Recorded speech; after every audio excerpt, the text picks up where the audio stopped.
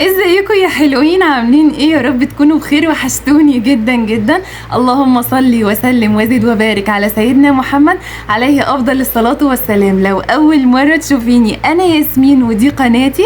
لو عجبكم الفيديو ما تنسونيش باللايك، تشتركوا في القناة لو لسه مش مشتركين، وتفعلوا زر الجرس عشان يوصلكوا اشعارات بكل فيديوهاتي. كمان ما تنسيش تسيبي لي كومنت القمر اللي هتصلي فيه على الرسول. اللهم صل وسلم وزد وبارك على سيدنا محمد عليه افضل الصلاة والسلام. يلا بقى بينا نبدأ الفيديو ونقول بسم الله. الفيديو ده بقى يعني جاية انقذ كل ما يمكن انقاذه، جاية الحقكم. ياسمين مش معنى ان ياسمين بقى في العيد وكده ومش ويعني فاضيه، يعني مشغوله ومش فاضيه، ان هي بقى تبقى تغفلوها وتعملوا حاجات كده، حركات مش قد كده في العيد وتبوظوا الميزانيه وتخربوا الدنيا. لا، انا مصحصحه لكم قوي قوي قوي. تمام؟ بصوا بقى، ناس كتير قوي في العيد عندهم طقوس، ربنا يا رب ما يغير لنا ابدا عاده، ونفضل كل سنه كده في طقوس العيد زي ما هي. الناس بعد صلاه العيد بيعملوا ايه هنا في مصر بالذات؟ الاغلب بعد صلاه العيد الاضحى بالذات بيروحوا يعني يفطروا كبده. تمام؟ وبعديها بساعتين يتغدوا فته، وبالليل ممكن يتعشوا بقى مثلا شاورما، كريبات، مش عارفه ايه. يعني تخيلوا بقى، لك وأن تتخيلوا كده، كبدة، فتة، شاورما في يوم واحد. هل ده صح؟ سيبك من الميزانية وسيبك من الفلوس والتوفير والكلام اللي ياسمين عمالة ترغي فيه ومصدعانا بيه بقالها شهور. لا، اولا الكبد مش هيستحمل الكلام ده كله. تخيلوا بقى انتوا عمالين تديله بروتين، والبروتين بياخد وقت كبير قوي عقبال ما الكبد يكسره عشان يقدر يهضمه، والدهون دي بتتراكم على الكبد، بالتالي بيحصل خمول. الناس اللي بتعاني من الخمول ده بسبب الدهون المتراكمة على الكبد. تمام؟ ده بيسبب خمول. طيب نعمل ايه؟ حبيبة قلبي، اعتبري العيد ده، مش هقولك يوم عادي لان هو اصلا مش يوم عادي بالنسبة للمسلمين، ده احسن الايام. انت عادي لما تروحي البيت. انا دلوقتي لسه راجعه من الصلاه الحمد لله. الساعه دلوقتي 8 ل 10. تمام؟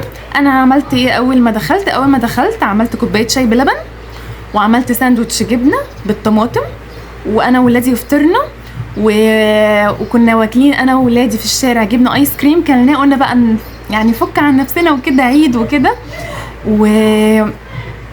ودخلت دلوقتي علقت على الشوربه. انا كنت سلقه اللحمه من امبارح، فقلت ان انا ايه، احضر بقى تجهيزات الفته اللي هنتغدى بيها. ما بداتش يومي ببروتين ولا باي حاجه، بدات يومي كانه يوم عادي، فطار عادي طبيعي جدا جدا. وبعد كده الغدا ان شاء الله فته، لان دي سنه عند الرسول عليه الصلاه والسلام، فاحنا مش عايزين نقطع عاده والكلام ده. فبعد اذنكم من فضلكم، مش عشان الميزانية والله العظيم، ولا غلاسة مني ولا رخامة، عشان صحتكم. يعني الطقوس اللي احنا اخترعناها غير الفتة دي أساسية. الطقوس التانية دي من اختراعنا، دي ما كانتش موجودة. فعايزين نقلل العادات اللي هي بتبوظ في صحتنا، ونيجي بعد كده نشتكي من القولون، ونيجي بعد كده نشتكي من الكبد، ونيجي بعد كده نقول مش عارفة ايه، واحنا اصلا اللي احنا بندمر صحتنا بايدينا.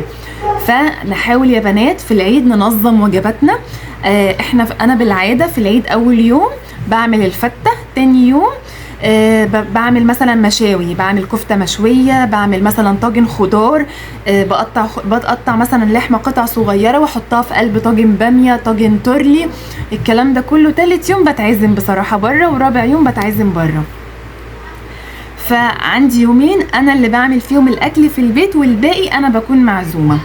فبالتالي انا بنظم وجباتي على كده. وللعلم انا كياسمين ما جبتش في البيت غير نص كيلو من اللحمه القطع بس، والنص كيلو المفروم انا هعمله كفته. يعني في جزء هيتعمل كفته وهشويها، وفي جزء هيتعمل فته بلس هيتعمل في طاجن خضار. ايه يا ياسمين، ده انت وحشه قوي، هتاكلي ولادك اقل من نص كيلو لحمه؟ يعني الفته هحط فيها مثلا حوالي ربع كيلو من اللحمه، مقطعهم قطع صغيره كده، والحمد لله والشكر لله. بس الولاد ياكلوهم، يعني الولاد صعبين جدا ولادي، وباكلهم بالمحايله، واقعد افصص لهم الاكل واحطه لهم في قلب الرز عشان ياكلوا، فالله المستعان. تمام. بعد كده الجزء التاني من اللحمه هقطعه زي ما انا قلت لكم ربع كيلو، التانيين هحطه في طاجن تورلي في برام كده في الفرن جنب رز بشعريه، هيبقى تمام قوي وبتنجان مخلل. فننظم وجباتنا، احنا 4 افراد، طفلين و2 كبار، وانا اكلتي يعني مش قادره اقول لكم ضعيفه ازاي، ولادي اكلتهم ضعيفه، وزوجي هو اللي ممكن ياكل قطعه اللحمه بتاعته. فيا بنات والله العظيم ما بالاكل ولا بالشرب، بالعقل، يعني كل حاجه تتعمل بالعقل، عشان احنا دايما بنخرج من كل موسم واحنا تعبانين. ناس كتير مثلا بيخرجوا من رمضان تبقى الواحده تخنت بقت قد كده وبتدور على الدايت وعلى الرجيم، وترجع تحرم نفسها وتبقى بتقول يا رب اخس ازاي وهعمل وابدا دايت ازاي، والموضوع صعب. هو الموضوع كان في ايدينا، يعني الكنافه والجلاش والحاجات اللي مسكره قوي واللي بالسمنه كتير والحاجات الطواجن والكلام اللي كنا بناكله ده، فطبيعي ان احنا نتخن. فانت بتدوري على خسسان بعد ما بهدلتي نفسك، فلا طبعا. كذلك في العيد الناس تقعد تاكل في لحمه وتاكل في طواجن وفته ومش عارفه ايه، ويطلعوا بعد 4 ايام العيد تخنانين 10 ولا 5 كيلو ولا 10 كيلو، ويقعدوا يلفوا حوالين نفسهم يدوروا ان هم يخسوا. فلازم على قد ما نقدر نحاول نغير اسلوب حياتنا، اللايف ستايل بتاع حياتنا. بلس يعني يا بنات المصاريف اللي احنا بنصرفها في العيد ونرجع بعد العيد نعيط ونستلف ونقول نعمل ايه وما نعملش ايه، واحنا في ايدينا ان احنا نقنن استهلاكنا ونجيب الحاجات اللي احنا محتاجينها وناكل باعتدال. والله العظيم بجد لو مشيتوا على سنة الرسول عليه الصلاة والسلام، ثلث لطعامك وثلث لشرابك وثلث لنفسك، والله والله والله يا بنات هتبقى صحتنا عالي العال، ولا هنكشف ولا هنروح لدكاترة ولا هنقطع كشف 300 400 جنيه، ولا هنروح لدكاترة التخسيس وندفع فلوس قد كده، ولا نروح نعمل عملية ب 30 40 50 ألف جنيه تكميم معدة وقص معدة، واحنا اصلا بايدينا ان احنا نحافظ على صحتنا. ده مش حرمان، ده اعتدال. خلينا كده وسطيين في كل حاجة، وسطيين في صرفنا، وسطيين في أكلنا وشربنا، وسطيين في أفكارنا وفي عاداتنا وتقاليدنا والكلام ده. الوسطية مطلوبة في الإسلام.